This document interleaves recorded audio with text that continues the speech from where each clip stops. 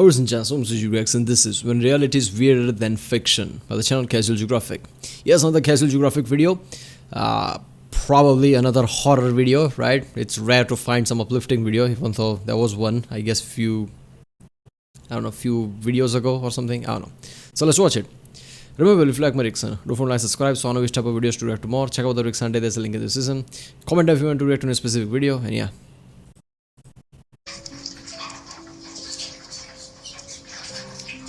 What the fuck? It's definitely some type of monkey called a marmoset, but I really don't know what in the heck. Okay, full disclosure, I just Google image marmoset and just kept scrolling until I found it. This is a silver marmoset. Except this one looks like it'd ruin your life and your property value if he ever gets wet. You can find them in the Amazon rainforest, primarily in Brazil. As marmosets, they're one of the most fun-sized monkeys in the world. The biggest ones are only like 12 ounces. That's about as heavy as a can of soup. Like us, they're omnivores, meaning they'll eat anything that isn't nailed down, including fruits, bird eggs, insects, and the occasional lizard. And I know what you're probably thinking. No, they're horrible pets. They bite and they have claws. Because they're social, it wouldn't be enough to have one, you'd have to adopt an entire family. Silvers are also loud and they'll shout as a group to mark their territory. Another way they claim their hood is by Febrezing the area with a scent produced from their swimsuit area. So, if you want a screaming, biting, peeing loudspeaker in a baby face package, yeah, they're the pet for you. Or you could just have kids. Look, man, so far all the evidence tells me that people still will try to make this a pet, right? Because they've been told many times that do not pet wild animals. Yet everybody, lots of people has basically crocodiles, some of them has lions, even tigers. The fuck, right? So probably people will try to pet this one as well. But yeah, 12 ounces, so no shit, it's everything it finds, right? Who else is gonna what is it gonna hunt some dog or something, right? Hunt a deer will just kick it. They're basically the same, but only one of them gives you tax breaks.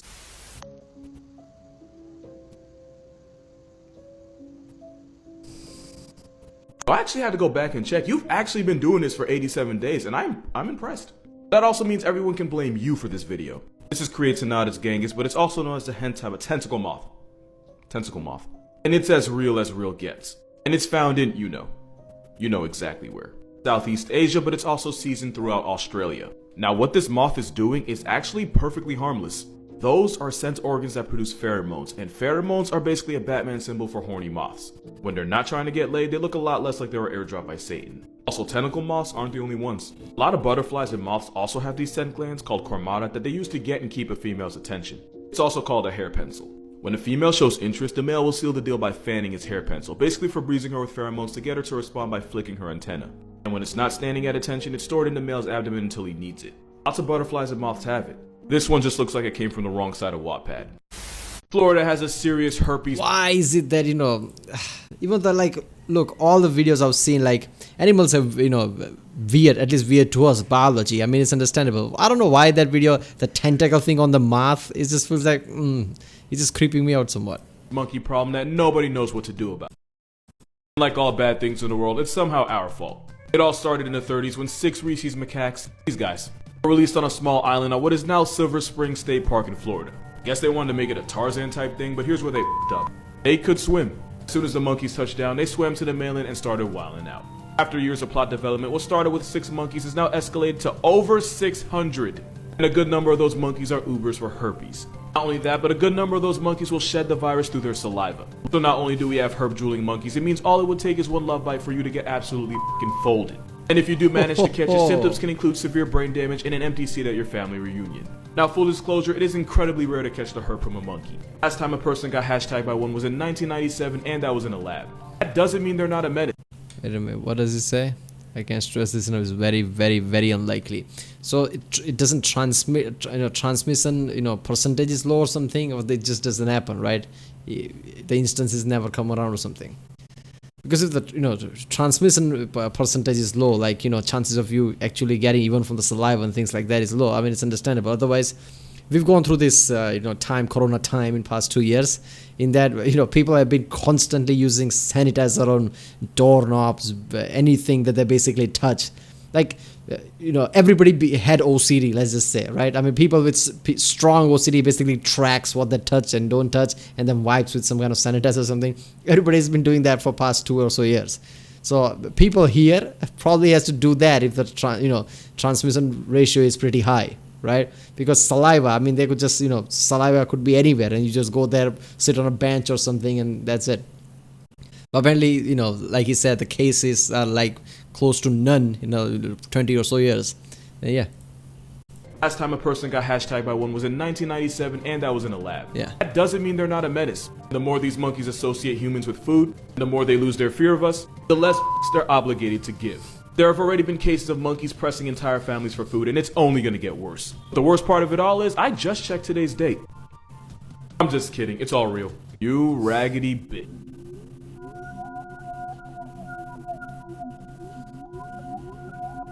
The budget for NASA is about $26 million today. The budget for exploring the nonsense in the ocean is less than 20, and this is 26 million. Yeah, I think NASA can sell some property here and there, would make much more than that. They wouldn't be able to launch a fucking rocket with that money. probably why. That is a deep sea giant phantom jellyfish. And by giant, I mean their bell area can be 3 feet wide and their arms can go to 3.3, just a smudge, 33 feet long. I'm gonna give you some time to guess where Nemo's paralysis demon was found. If you said Florida, right idea, wrong coast. It was actually California, specifically the Monterey Bay. Except these are usually found a good 22,000 feet below the surface. That's about 6,700 meters and about 15 and a half Empire State Buildings. It's believed they drag their 30-foot arms like nets to snatch up anything that f***s around and finds out and bring it up to its mouth. It's also believed they eat small fish and plankton, but it could eat the devil's ass for all we know, because there isn't a whole lot we do know about them. For over 120 years we've known about them, we've only ever seen them in live action about 100 times. Mostly because they live in an area code where the water pressure would turn you into a chalk outline faster than Will Smith turned himself into a meme. Not only that, but because they live in the midnight zone of the ocean, where most underwater f***ery calls home, most submarines can't even function that far. It's definitely one of those animals that aren't as bad when you know what they are. The first person to ever see it 100% pulled up to unemployment the next. Strong metal-made submarines can function that deep. Holy shit, and these creatures are walking around. Seriously, deep-sea creatures are, one of the most creepiest and, I guess, weirdest thing ever, right? Because I've said this in many videos that, when you think about deep-sea creature, creatures living in this much pressure, and your creative mind with all the Hollywood shit would go to some creepy and, dangerous looking teeth and, dangerous looking some creatures, right? I mean, that's where your imagination would go. And all the creatures are like that. It's like directly out of your fucking fantasy or something. Because all the creatures are horrifying, deep sea creatures. And even this one with the big, the tentacle type of thing, right? I mean, if it's in deep sea, it doesn't surprise me. There are many weird things there. Next day. Oh, this is gonna haunt me. Nerds of TikTok, what is an animal fact that you know will disturb me? No. The only one you're gonna get. There's a type of spider that can survive underwater for more than a day.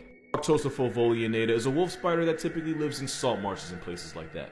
In an experiment, a scientist wanted to see just how long the wolf spider... So, if it can survive underwater for a day, then it can basically crawl out of your toilet when you're sitting on it. Think about that. Yeah. I don't have this, arachnophobia or whatever, so I can say that. spider could last underwater. So he put it under and just waited for it to die. Basically, he waterboarded an animal. But it's okay because science. Anyway, it took almost 24 hours because the experiment couldn't end until the spider did. Except when he did take the spider out, it came back to life. At first it started slowly twitching, but before the scientist could dial his therapist, it started moving around like it didn't just Eurostep death. And that's because these spiders will go into a state of suspended animation. Whoa. The same one water bears are famous Yeah. for. When the spider knows there isn't enough oxygen, it'll switch its metabolism from aerobic to anaerobic, and in case you were wondering, that is not f***ing normal. It's like an optional coma. In the experiment, 16 hours underwater was light work for most of the spiders. But at least one of the wolf spiders lasted 40 hours underwater and lived to tell his friends about it. Spider lasted a shift short of 2 days underwater, and that is now a fact you get to live with. You probably don't have to worry because they're only really found over in... Did you know some spiders can fly? Yes, suspended animation basically, it's like every one of those, AI robot movies, right? Where, robots are really creepy. Why? Because they can shut themselves off and suddenly just come alive after years or something. It's just like, oh, creepy. That's not like human type thing, right? That's not natural thing. Apparently it is, right? Like water bears, even these spiders, they can have this suspended animation thing, which means they can just shut themselves off, right? And then just suddenly come alive like a horror movie or something. Fly? How up would it be if I just ended the video like that? Spiders will do this thing where they'll climb as high as they can and then shoot a thread of silk into the air. It's called ballooning, by the way. The silk becomes a DIY parachute that carries the spider up in the air where it goes just about wherever the wind, or God, blows it, and some spiders get disrespectful mileage out of it. Sailors have reported finding spiders under ships' sails almost 1,000 miles away from land. You know those weather balloons? Scientists have found spiders on those weather balloons for I'm not gonna lie. This is so funny. I love this one. It's like, you know, Vin Diesel from Triple X, the original or something. Blows it. And some There's like deuces and just spiders get disrespectful mileage out of it. Sailors have reported finding spiders under ships' sails almost 1,000 miles away from land. You know those weather balloons? Scientists have found spiders on those weather balloons 14,000 feet in the air. And in some places in Australia, so many spiders will travel in the air that people think it's snowing when it's actually just a spider still covering the ground. And sometimes millions of spiders will invade a country. There's a type of spider found originally in Georgia that's found its way halfway across the world, possibly by traveling through shipping containers. Because the Joro spider is basically immune to cold, they started multiplying and became an invasive species. And because of the whole flying thing, there's no immigration control strong enough to stop them. But luckily so far, they're only found in remote parts of the world like the east coast of the United States. There was a group of animals so disgusting that not only did they try— Alright, seriously, I don't have the arachnophobia or whatever, but that shit is creepy, right? Creating parachute type of thing and so many spiders that it just looks like, you know, it's snow everywhere. How the fuck would that happen? That is just creepy, seeing that many spiders. Traumatize a researcher, all of his studies about them had to be hidden from the public. British explorer George Levick literally messed around and found out when he joined an Antarctica expedition in 1911. That's when he came across a colony of Adelie penguins and he decided to stay and observe them for an entire breeding season. He would regret that, because he found out that Adelie penguins are 50 shades of morally bankrupt. He watched in shock as the male penguins would attempt to mate with literally anything. This included other males, females too injured to resist, and he even witnessed them make moves on unaccompanied and very much underage chicks. It was so vile that in his journals, George referred to them as hooligan cocks. It didn't stop there, in fact it got worse. There were multiple cases where George watched a down bad bird score with a decomposing corpse, like to the point where males were fighting over it. Because apparently not having a pulse doesn't mean you're off the table. And just to see how far they'd go, he took the frozen head of a decapitated female and propped it against a mound of ice. The answer was far enough. And in one down egregious case, a male mated with the ground to completion. He also learned that if male Adelies understood the They signs probably have teardrop tattoo here. that a female wants to mate, they could not care less about it. In one case, a female was so crippled that she couldn't even walk, she could only painfully crawl on her belly. The male walked up to the handicapped female and in 60 seconds he managed to destroy everything George thought he knew about them. He wrote down every messed up thing he had learned, but because the contents of his research were so graphically descriptive, the British Museum of Natural History refused to publish it and vaulted it. It was finally published almost 100 years later, meaning man's got traumatized in every way and didn't even live long enough to see his work get recognized. Oh, but the worst part? These guys are Adelie penguins. And you can probably guess who the light work is. Stitch this with a fact so ridiculous you didn't believe it until you looked. Oh god. We are not gonna see those penguins in the same way again, right? Like, you know, build a aeroplane, we're about to fly. You know, no man. We know what you do now.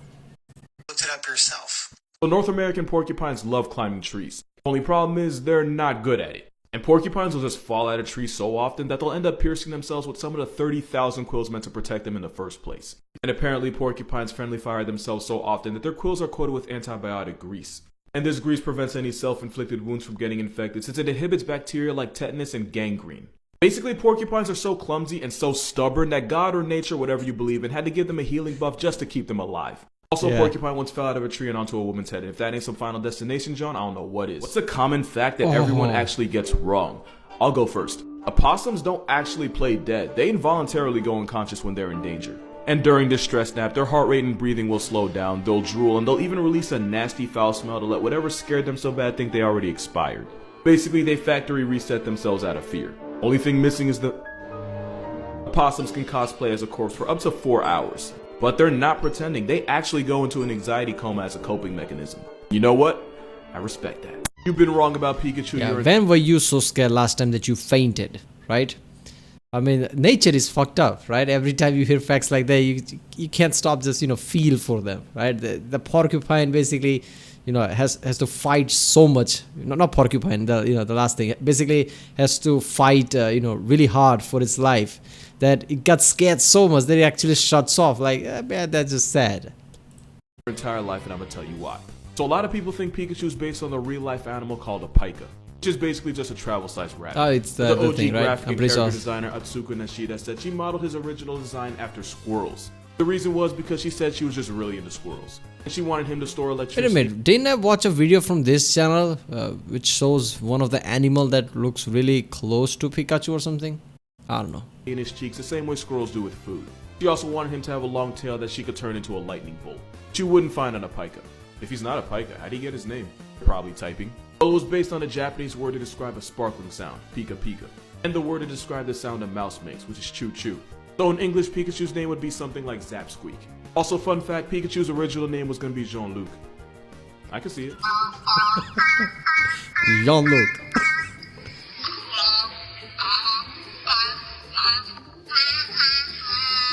So baby seals can actually change the pitch of their voice and even raise their voice to be better understood. Two things we used to think only humans could do. It's a bunch of boring sciencey stuff that I'm pretty sure you didn't get on TikTok to hear, but when you change the pitch of your voice to match whatever environment you're in, that's called vocal plasticity. It's like how you wouldn't use the same pitch and tone with a customer as you would with your friends. I would know, I worked in retail and I was fluent in code switching. But baby harbor and Weddell seals can match and mimic the pitch of human voices and even the melodies of songs. It's how after years of being raised by a middle-aged New England man, Hoover the seal ended up sounding like one. Also, baby seals will speak up when they think it's too loud around them. When you raise your voice on the phone because it's too noisy around you, that's called the Lombard effect. Well, in an experiment, seals would actually raise their voice to be better understood if the environment around them was too loud. It might not seem like much, but remember we're talking about seals here. And if that doesn't impress you, they can also do this. Can I get a woo? Oh, I love that. Seriously, I love that. Them was too. It actually understood and said woo. Yeah.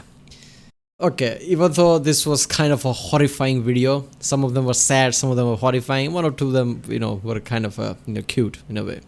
It's always the mix with this channel. But yeah, see this spider thing. Whoa.